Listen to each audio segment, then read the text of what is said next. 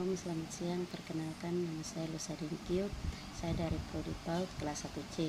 Di sini saya akan membawa materi tentang konsep dasar pendidikan anak usia dini. Pengertian pendidikan.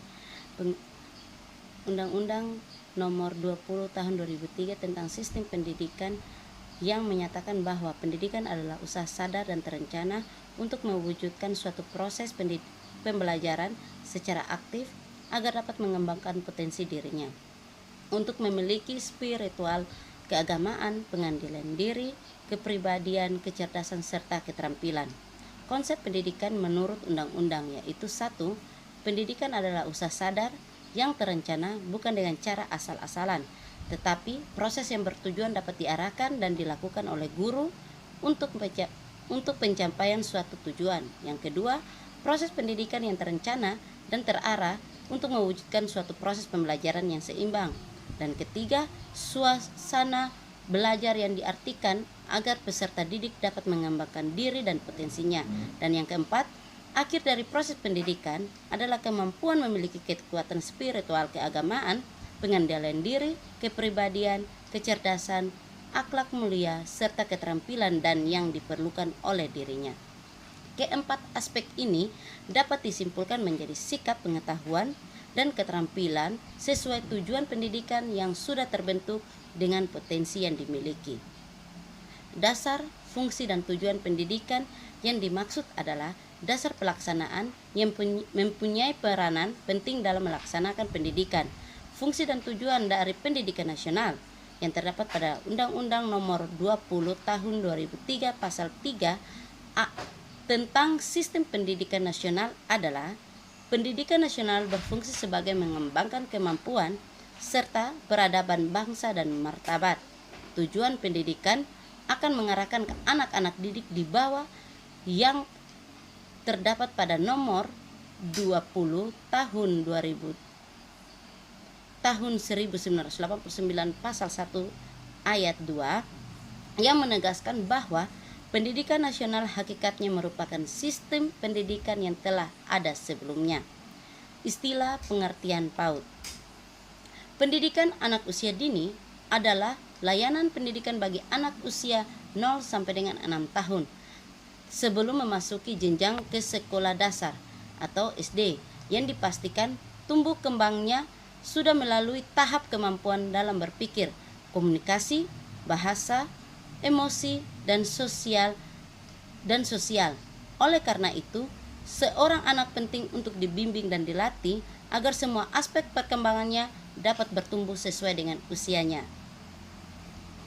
Bentuk dan jenis PAUD diselenggarakan melalui 3, yaitu formal, non-formal, dan informal. Bentuk PAUD formal yaitu taman kanak-kanak. Bentuk PAUD non-formal yaitu kelompok bermain atau tempat penitipan anak, dan bentuk PAUD informal yaitu pendidikan keluarga dan lingkungan.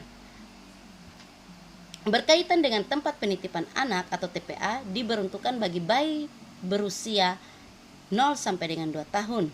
Kelompok bermain atau kelompok atau KB untuk anak usia 2 sampai kurang lebih 4 tahun, dan untuk taman kanak-kanak berusia 4 sampai dengan 6 tahun. Taman kanak-kanak dibagi menjadi 2 kelompok, yaitu kelompok 0 besar dikhususkan untuk bagi anak usia 4 sampai dengan 6 tahun, dan untuk 0 kecil dikhususkan bagi usia 4 sampai dengan 2 sampai dengan 4 tahun. Pendidikan di TPA lebih pada pengasuhan, penjagaan, pelayanan, serta perawatan bagi bayi dengan alasan bahwa orang tua mereka sibuk bekerja. Pendidikan kelompok bermain berfokus pada keterampilan dasar, yaitu mengelola diri, berkomunikasi, dan bersosialisasi. Dan yang ketiga, pendidikan di taman kanak-kanak berorientasi pada upaya mematangkan seluruh tugas untuk mempersiapkan anak memasuki pintu sekolah dasar. Pendidikan berdasarkan konsep DAP adalah terbangunnya seluruh potensi dalam diri anak, bukan hanya aspek pengetahuan tetapi semua domain. Ada adanya berkaitan dengan adanya pembelajaran dengan kehidupan nyata. Dan yang ketiga, pendekatan berpusat pada siswa dan guru sehingga terjadi pola interaksi aktif pada diri anak dengan teman sebaya, guru, dan sumber belajar. Penilaian dilakukan tidak hanya terhadap hasil, tetapi juga prosesnya. Belajar menjadi suatu yang matang sekaligus yang menyenangkan, memberikan pengalaman bermakna bagi anak, dan mampu menumbuhkan minat belajar anak.